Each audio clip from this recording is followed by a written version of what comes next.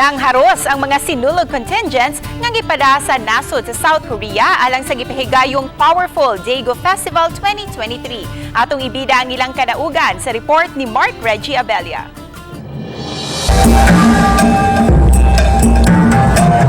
Nahingangha ang mga tumatanaw, ilabi na ang mga Koreano sa pasundayag nga dalit sa Omega de Salonera sa Surigao del Norte atol sa Power Daegu Festival 2023. Gumika niini, sila ang napiling kampyon sa maong kasaulugan.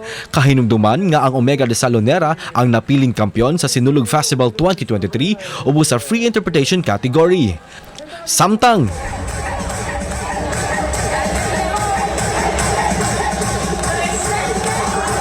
ang Bailes de Luchas Festival gikan sa probinsya sa Negros Occidental sa Las Castellana mo'y napiling ikaduhang mananaog sa Power Daegu. Gawa silang dungang pagsayaw, mas nakadugang sa kanindot ang ilang mga mabulokong mga lights. Nakuha usab sa Carcar City ang bronze medal pinaagi sa lang gipasigarbong Kabkaban Festival.